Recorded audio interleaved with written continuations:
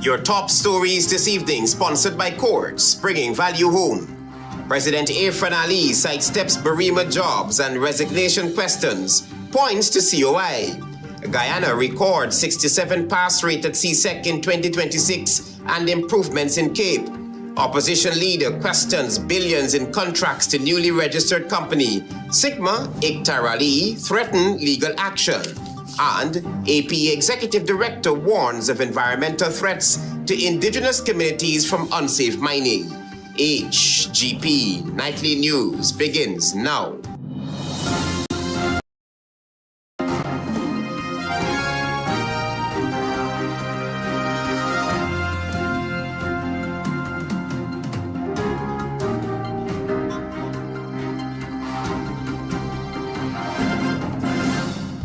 Good evening to our viewers here in Guyana and online. I'm Travis Chase with the Tuesday, August 18 edition of the HGP Nightly News. Here's what you need to know at this hour.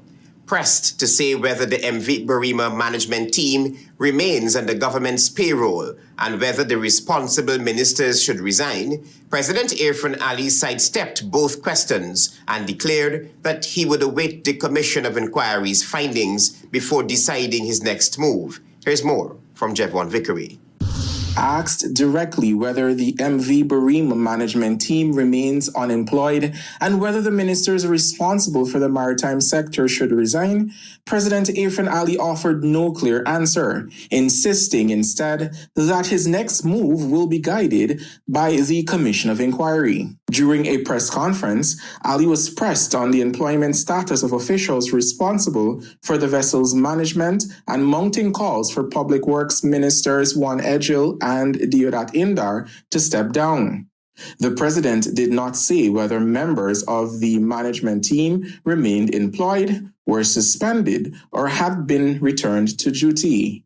He also did not address directly whether either ministers should resign or proceed on leave. I am not going to add to speculation or be part of speculation. Ali maintained that the commission provides appropriate mechanism for determining what happened, whether failures occurred, or who should be held accountable. I believe that if we honestly and truly want an independent analysis, a transparent analysis, then the COI, having been established, provides that opportunity. The president pointed to the establishment of a separate team responsible for inspecting state-operated vessels, identifying safety gaps, and ensuring urgent defects are corrected before the commission complete its work. I would add nothing more to that. The work of the COI is the work that I will base my action on. Following the MV Bereimma tragedy, the government announced that the management team responsible for the vessel's loading, dispatch, and operations had been sent off duty to preserve the integrity of the investigation. However, Ali did not clarify their current employment or disciplinary status when questioned. Jevon Vickery, HGP Nightly News. Survivors and families scarred by the MV Bereimma tragedy will soon be able to seek confidential counseling from local and overseas specialists without leaving their homes using a new online platform offering audio and video sessions. Here's more from Jevon Vickery. Guyanese mental health professionals in the diaspora will be recruited to provide confidential online counseling to survivors and families affected by the MV Bereimma tragedy through a new national platform expected to be launched this week. Human Services and Social Security Minister Dr. Vindhya Prasad said the platform called Embrace will initially focus on people directly affected by the maritime disaster before expanding its services to the wider population.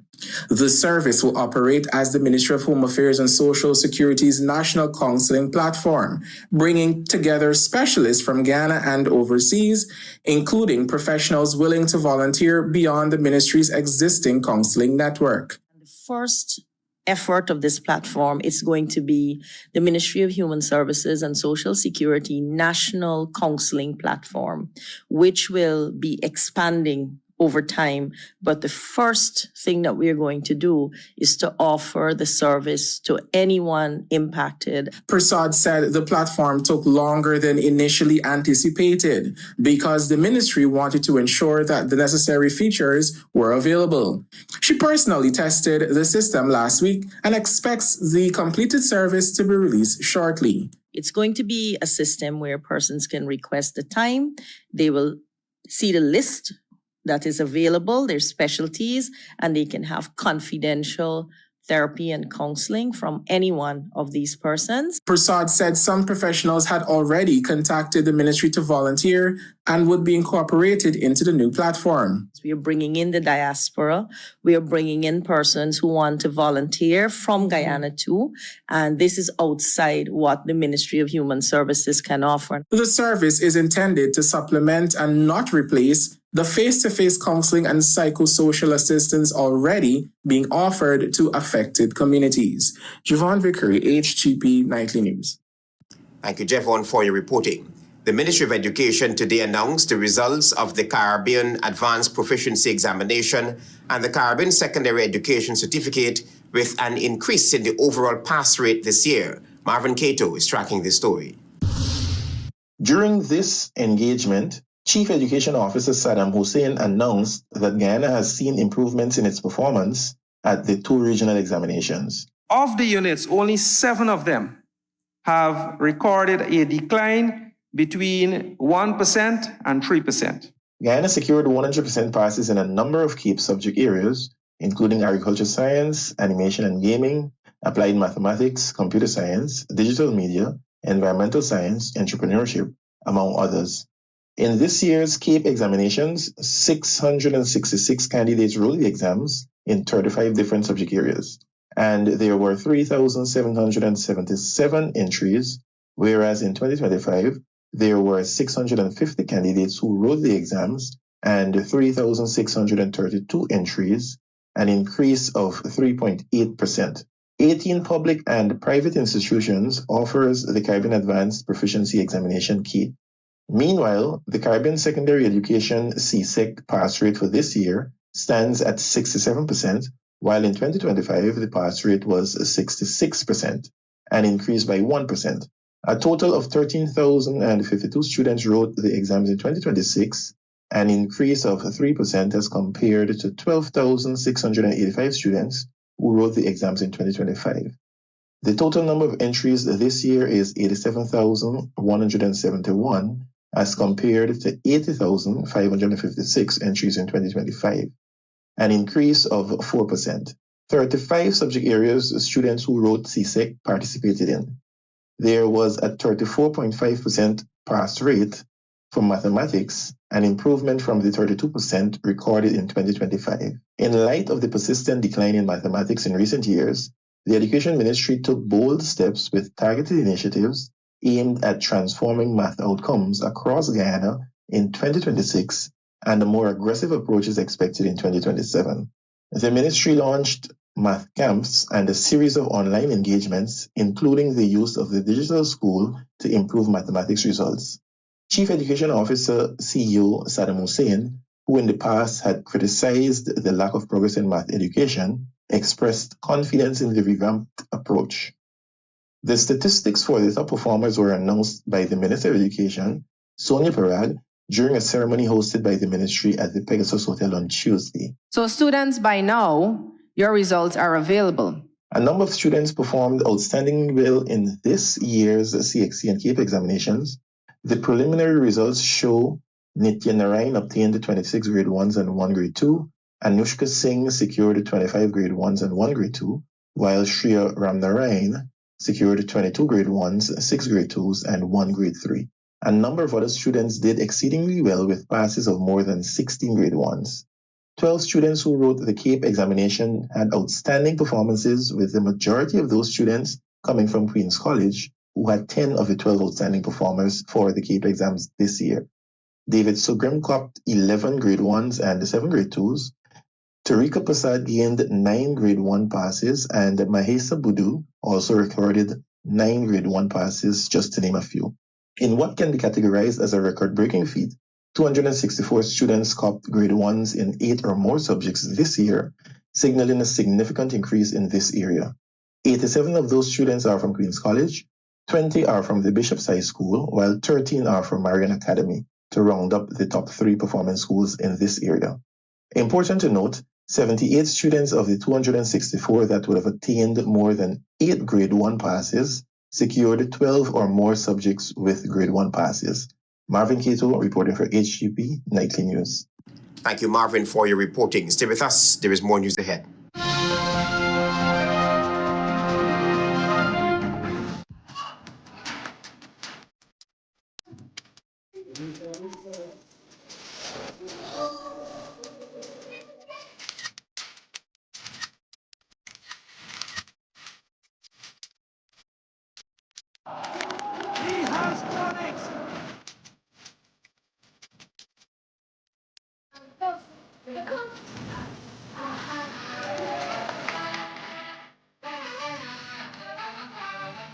Welcome to SNL Electrical Inc., where lighting and electrical needs are met with expertise and style. From the latest in electrical lamps to durable cables, circuit breakers, panels, we have it all. Illuminate your space with our elegant chandeliers, stunning crystal lights, and versatile pole lights. Looking to upgrade your comfort? Explore top-of-the-line AC units and our diverse selections of stylish styles. Visit us at 170-180 Thomas Street, Kitty, Georgetown. Discover solution that not only lights up your world but transforms it. Call us on telephone number 226-3018 or 223-1634. SNL Electrical Inc., powering your life with elegance, quality, and care. Honestly, when I first started, I didn't really think of myself as a leader. But then I joined ExxonMobil Guyana, and little by little, year by year, I grew into that role. Watching the next generation learn, then seeing them build their careers in the oil and gas industry and at ExxonMobil Guyana has been incredibly rewarding. Seeing so many young women who remind me of myself when I first started and knowing that I played a small part in their journey is what Build Her really means to me. Build Her, building the future of energy in Guyana.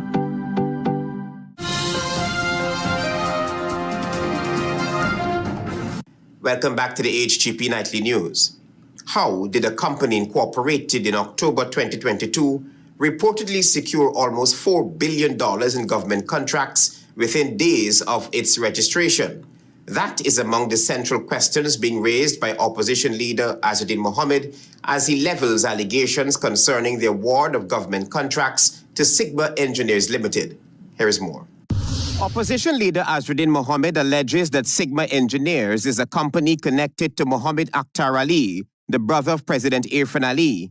According to information presented by the opposition leader, Sigma Engineers Limited was incorporated on October 6, 2022. Mohammed claims the company's incorporation documents identify Bangladeshi-Canadian Tajmeed Rahman as its incorporator, director, and company secretary. But it is what allegedly happened almost immediately after the company's incorporation that Mohammed says demands scrutiny. According to the opposition leader, within days of being registered, Sigma Engineers was awarded 3 government contracts with a combined value of approximately $3.7 billion. Those contracts, he claims, included approximately $687 million for works at an existing facility at Caledonia, $1.3 billion for a new water treatment plant at Cummins Lodge, and $1.647 billion for a new water treatment facility at Bachelor's Adventure. Mohammed is questioning how a newly incorporated company was able to secure contracts of that magnitude within such a short period. Sigma Engineers was registered on October 6, 2022. Within days, 3 government contracts totaling approximately $3.697 billion were awarded. He is also demanding answers about Sigma's experience, qualifications, and procurement history at the time those contracts were awarded. But according to Mohammed, those initial awards were only the tip of the iceberg. He alleges that Sigma subsequently secured billions more in contracts connected principally to water infrastructure. Among the awards highlighted by Mohammed is an additional $254 million for works at Bachelor's Adventure in February of 2024. He also pointed to contracts for water treatment plants at Wakanam and Leguan, which he says were collectively valued at approximately $1.486 billion. Mohammed further claims that Sigma received a $3.569 billion contract for the Hope Water Treatment Facility in November of 2024, and claims that in one procurement exercise involving 10 bidders, 9 were rejected, and Sigma ultimately secured the contract. According to the opposition leader, a May 2025 contract covering wells at Melanie, Friendship, Westminster, and GWI headquarters was worth approximately $411 million. He further identified several contracts allegedly awarded in 2026 for wells at Port Morant, Garden of Eden, Shirley Field, Better Hope, and Good for Wacton. Mohammed estimates that Sigma Engineers has received more than $12 billion in government contracts since its incorporation. The opposition leader is now questioning whether Sigma received preferential treatment in the award of state contracts and whether its alleged connection to the president's brother played any role in its success. Travis Chase, HGP Nightly News. Meanwhile, opposition leader Azruddin Mohammed is facing threats of legal action from both Sigma Engineers Limited and President Irfan Ali's brother Mohammed AQtar Ali, following sweeping allegations made by Mohammed about government contracts, political influence, and the ownership of the engineering company. Both parties have rejected the claims as false and defamatory and are demanding their withdrawal. Here is more. Lawyers representing Sigma Engineers Limited and President Irfan Ali's brother Mohammed AQtar Ali have dispatched legal letters to opposition leader Azruddin Mohammed following allegations he made during a video published on the T. Mohammed's Facebook page on August 17. Mohammed alleged, among other things, that Sigma Engineers was effectively connected to AQtar Ali and had secured billions of dollars in government contracts shortly after its incorporation. He also raised allegations surrounding the company's involvement in several water treatment projects, its employment practices, and the drowning deaths of 2 children near the Bachelor's Adventure facility. Sigma, through attorney-at-law Sais Gunraj, has categorically rejected those allegations. The company says it has received only one government contract since its incorporation in 2022, a 2026 contract for rehabilitation works at the Guyana Water Incorporated Shelter Belt, and maintains that work on that project has commenced and remains active. Sigma says it was never awarded the other contracts attributed by the Mohammed. The company contends that Mohammed's statement portrayed it as corrupt, unprofessional, and the beneficiary of preferential treatment in public procurement. It is demanding that he cease his publication of the allegations, remove the material, issue a full retraction and apology, undertake not to repeat the claims, and pay compensation and legal costs. Failure to comply, the company warns, could result in high court proceedings seeking damages and an injunction. Separately, AQtar Ali, through attorney-at-law Kashir Khan, has also rejected Mohammed's allegations, including claims that Sigma was being fronted on his behalf, that he was using political influence, and that he had connections to companies referenced in Mohammed's presentation. Ali's attorney states unequivocally that the president's brother is not and has never been a director or shareholder in any of the companies referenced in the video. The letter describes the allegations as untrue, reckless, unsubstantiated, and defamatory. Ali is demanding that the statements be withdrawn, warning that any repetition or republication could result in legal action without further notice. Travis Chase, HGP Nightly News. Indigenous people continue to face environmental threats from extractive industries such as gold and uranium mining.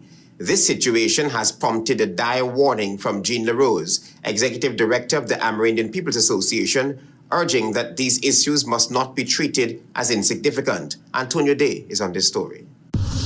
The Executive Director of the Amerindian People's Association, known as the APA, Jean LaRose, has strongly urged Indigenous peoples to defend their rights in face of ongoing environmental abuses and threats to their lands brought on by risky extractive industry operations. Speaking at the APA event, Listen to Our Voices, held at the Guyana Marriott Hotel in Georgetown, LaRose highlighted the urgent challenges facing Indigenous life presently. She criticized the revised 2006 Amerindian Act for disregarding important Indigenous recommendations, highlighting extractive industries environmental degradation from threats like uranium mining, and educational shortcomings, endangering Indigenous communities. You see a Canadian company getting a land concession. You see a land concession for the mining of gold. You see for the mining of uranium. We are talking about radioactive substances, right? That if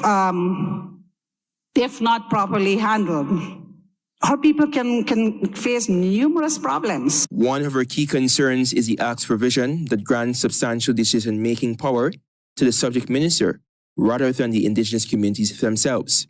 According to LaRose, this setup undermines true self-determination, leaving Indigenous peoples with limited control over matters affecting their lands and lives.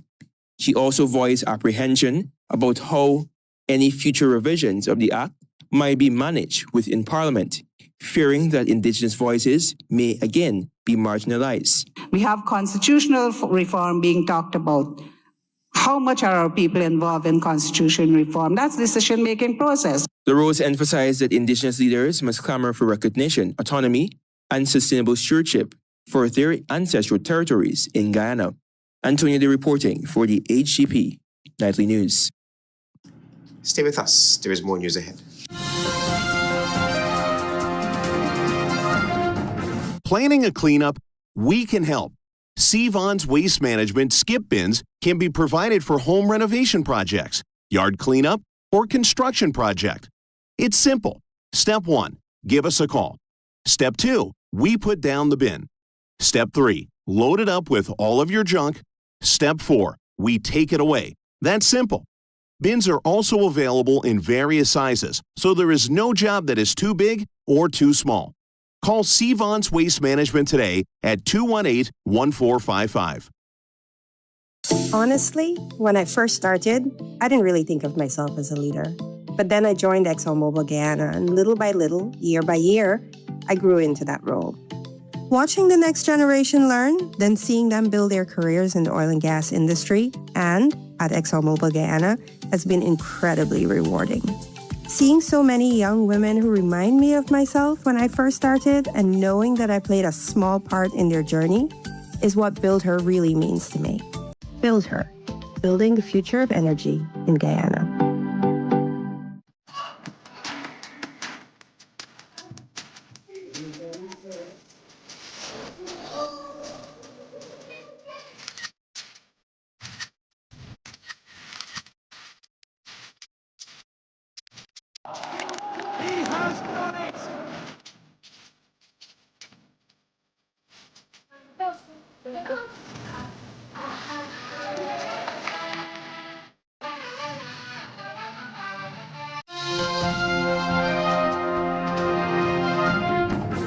Welcome back to the HGP Nightly News. Thanks for staying tuned.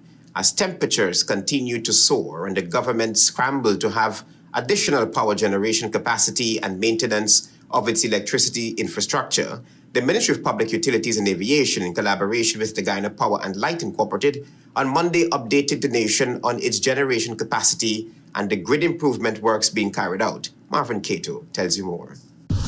In April of 2026, Caribbean governments, businesses, farmers, and other stakeholders were urged to prepare themselves for potentially severe climate extremes as a developing El Nino was reported and expected to bring hotter and drier conditions across the region in 2026 and 2027. El Nino is a climate pattern characterized by the warming of ocean surface temperatures in the central and eastern tropical Pacific Ocean, occurring every 2 to 7 years. The CIMH said that without adequate planning, the socio-economic impacts from cascading and compounding hazards will be significant. The Ministry of Public Utilities and Aviation, in collaboration with Guyana Power and Light Inc., GPL, on Monday updated the nation on its generation capacity and the grid improvement works carried out. According to the ministry, GPL continues to advance a series of generation and network interventions aimed at strengthening Guyana's electricity supply and improving the reliability and resilience of the national grid. Mr. Horace Williams met with the general management of BOSAI, and they have agreed to put in the 3 megawatts of power. As of Friday, August 14th, 2026, 256 megawatts of generation capacity were available.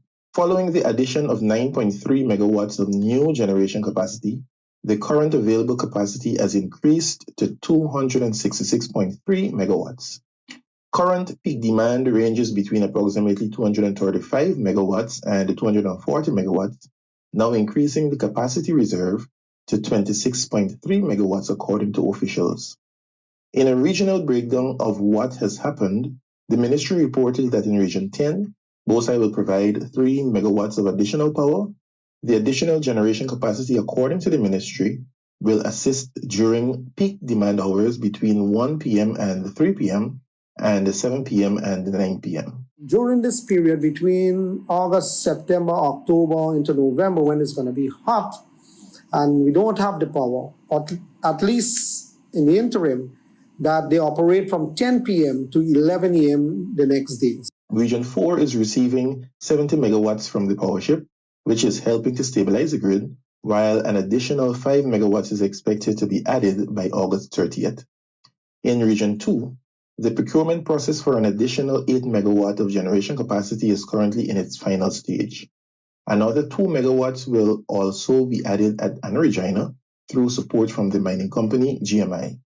In Region 3, works for laying of an additional cable are scheduled to commence on August 18, 2026. The cable will run along the riverbed of the Damara River from the Princess Street substation to its Vredenhoek counterpart to facilitate the transmission of 7 megawatts of power.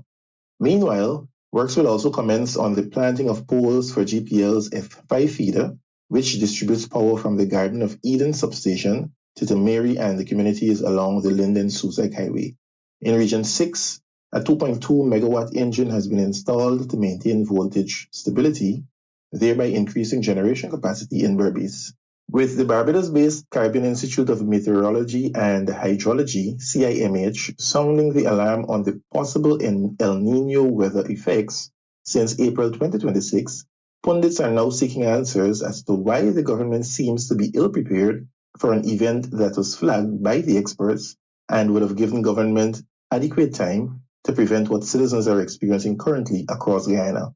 As temperatures continue to soar in the coming weeks and the not up to speed GPL continues to battle with maintenance and power generation constraints, pundits are advising that all Guyanese protect themselves from possible negative health effects of the rising temperature. Marvin Cato reporting for HGP Nightly News. The Caribbean Broadcasting Union, as part of its 57th Annual General Assembly, hosted an exhibitors showcase which brought together media professionals from across the Caribbean and beyond under the theme Caribbean Media and AI. Antonio Day was there, and he reports now. The Caribbean Broadcasting Union's 57th Annual General Assembly continued in Guyana on Monday with an exhibitors showcase at the Architecture Conference Center in Georgetown. The showcase brought together broadcasters, media professionals, industry stakeholders, and exhibitors as part of the regional gathering, providing an opportunity to highlight products, services, technologies, and innovations within the broadcasting and communication sector. In his opening address, Anthony Green, president of the Caribbean Broadcasting Union, CBU, shared valuable insights into the transformative role of artificial intelligence within the regional broadcasting landscape. He identified the CBU's strategic role in offering opportunities to media operatives for journalists to embrace AI technologies to enhance their capabilities. And the CBU has strengthened its engagement on artificial intelligence. We introduce disclosure requirements and limits for AI-generated material. Meanwhile, Nightly News spoke with some attendees and exhibitors. Guyana has pulled out all the stops. It really was amazing to see the mini exhibition with the old technology and the old equipment that we used to use. And when you realize how we have come from those huge cameras to this that you're using and the small microphone, in my lifetime, just seeing the changes in the technology has been amazing. Tekla Fontenard, the communications specialist from the island of St. Lucia, told Nightly News that climate change is a crucial issue. She explained that in her line of work, journalists are introduced to workshops and guidelines on pertinent issues to enhance their coverage. So some of the strategies I've used to get public awareness about climate change through press coverage is by incentivizing the press. First of all, by building the capacity of media in the region. Cleveland Sam, Director of Marketing at the Nature Conservancy, stated that the organization serves as a sponsor of the Caribbean Broadcasting Union, CBU, to recognize journalists for their coverage in safeguarding natural infrastructure and ecosystems. This work supports communities and helps protect them against climate-related threats.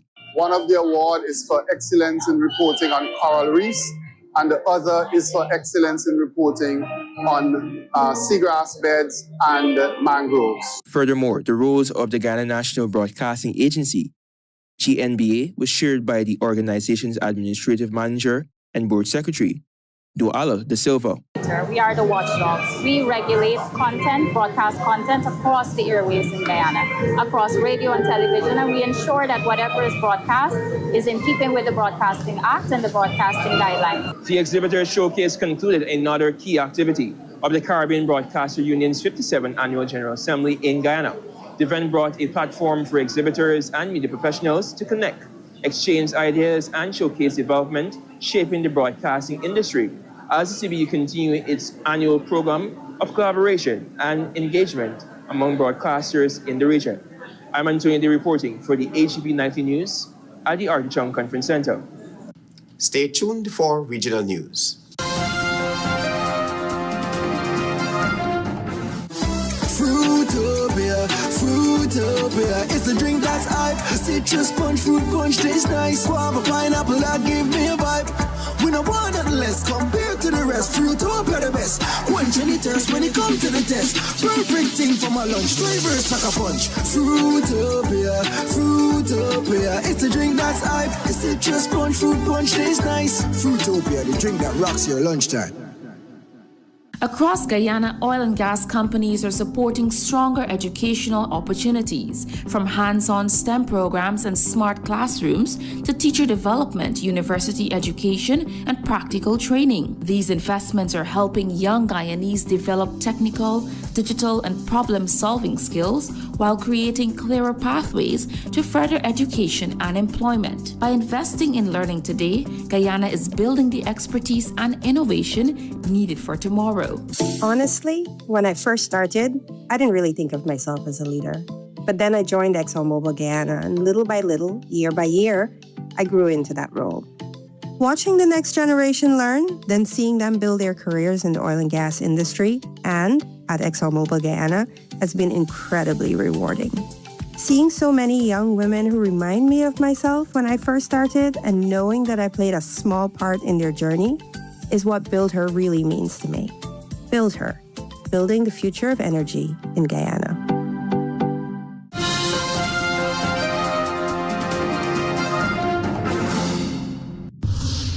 Good evening and welcome to Tuesday's edition of the Regional News. I'm Antonio D. Here's what you need to know as we turn attention to news in the region. The Caribbean Examination Council, CSEC, is rolling out new certification models aimed at helping more Caribbean citizens transform their skills and competencies into recognized qualifications.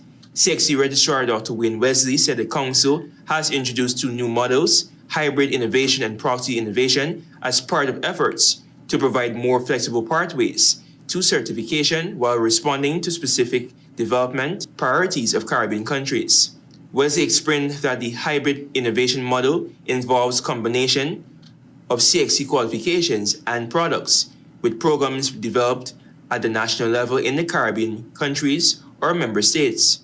Under this approach, countries and CSEC member states can develop programs that incorporate qualifications such as the newly introduced CSEC Caribbean Targeted Education Certificate, CTEC, CSEC or CAPE, alongside specialized programs designed to meet national priorities. We work together to certify the students in those areas, Wesley explained, noting that the model allows countries to build on existing CSEC qualifications while addressing their unique workforce and development needs.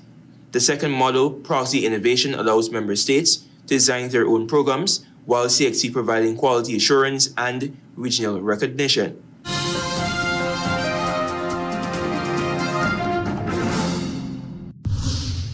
Still with news in the region, the discovery of the severely decomposed remains of a missing teenager Jeremiah Paul has led to murder charges against 2 police officers in Dominica. Paul was reported missing on July 24. On August 12, her remains were found on a cliff in the northern village of Capuchin and later linked to her. Police said DNA testing was needed to confirm her identity.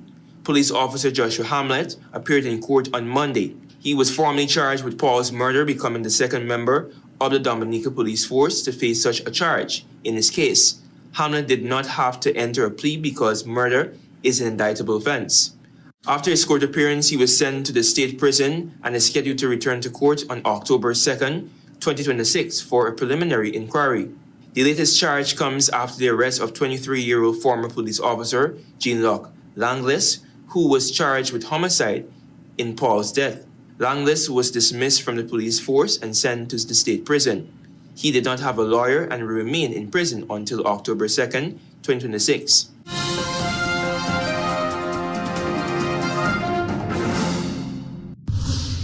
And finally, with international news. A young British couple and their pilot were killed in a helicopter crash on the Greek island of Sifnos on Monday, Greek police said. They have been named as newlyweds Alexander Comey and Maria Ebert, who were in Greece on their honeymoon. The Private Bell 206 helicopter crashed just meters from a landing pad, killing the pair and their pilot, a Greek national. The couple are said to have taken the helicopter from the village of Marco Polo, near Athens, to the popular holiday island, it was reported. Greece Aviation Safety Authority told the BBC it was investigating the crash and that the investigators were heading to the scene on Tuesday to gather evidence and speak to witnesses. So that has brought us to the end of Tuesday's edition of the Regional News. I'm Antonio Day. Thanks for watching and do have an enjoyable rest of the evening. Goodbye for now.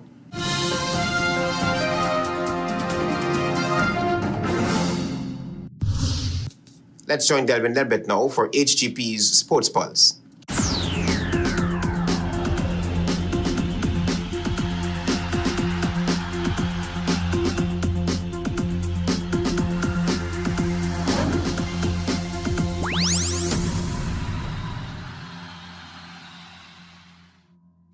Good evening, Guyana. I'm Delwin Neblett with your HGP TV Sports Pulse for today, Tuesday, August 18, 2026. We begin tonight with squash. Action continued in the 2026 Pan American Games Squash Championships at the Centro Nacional de Squash in Asunción, Paraguay on Monday. In men's doubles action, the team of Nicholas Verwey and Samuel Ince Carvajal secured a 2-0 victory against Cameron Stafford and Julian Jervis of the Cayman Islands in the round of 32, before losing in straight sets to Peruvian opponents in the round of 16. On the women's side, the team of Ashley Khalil and Mary Fangafat suffered a 2-0 loss to Guatemalan opponents in the round of 16, while Alex Arjun and Kirsten Gomes also lost in straight sets to Venezuelan opponents in the mixed doubles category. Into badminton, Guyana's Anjanisa Godet has successfully advanced to the girls' under-13 singles final at the 2026 Caribaco Junior Championships in Jamaica. Godet, along with partner Joel Ramberich, also secured a bronze medal finish in the under-13 mixed doubles category, while Ramberich secured an individual bronze in the under-13 boys singles category. With 2 medals already secured, Guyana's national girls under-13 champion Godet is now well poised to claim the nation's first gold medal at the championships. Moving into football, Guyana's national boys under-14 team commenced their 2026 Caribbean Football Union Under-14 Challenge Series campaign with dominant performances in their opening 2 fixtures. Competing in Punta Cana, Dominican Republic on Sunday, Guyana thrashed Montserrat 8-1 on the back of a dazzling hat-trick from Wayshawn Ford. Aaron Vasconcelos netted a brilliant double as Cavon Peters, Dane Van Kooten, and Lujan dos Santos each scored once in a winning effort.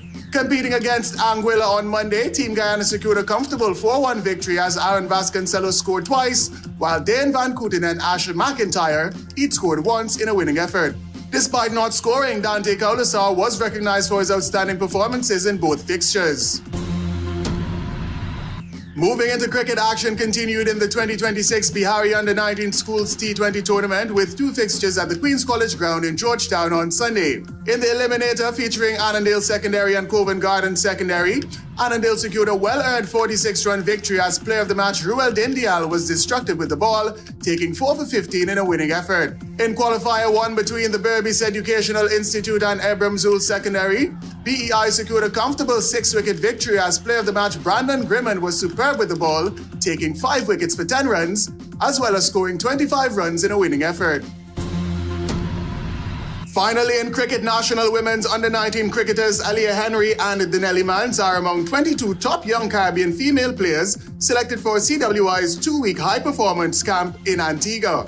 The camp runs from August 17 to 29 and focuses on preparing players for the 2027 ICC Under-19 Women's T20 World Cup in Bangladesh and Nepal. In-depth training will be provided to enhance technical, tactical, physical, and mental skills.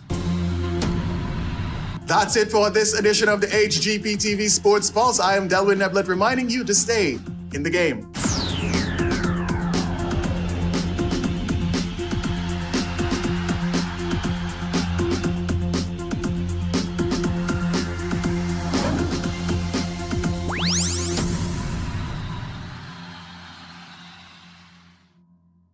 President Ali sidesteps Bereimma jobs and resignation questions, points to COI.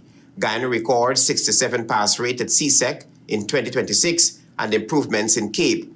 Opposition leader questions billions in contracts to newly registered company. Sigma, AQtar Ali threaten legal action. And APA Executive Director warns of environmental threats to indigenous communities from unsafe mining. Those are our major headlines. For these stories and more, please go to our website. It's www.hgptv.com. I'm Travis Chase. Thanks for watching. Goodbye.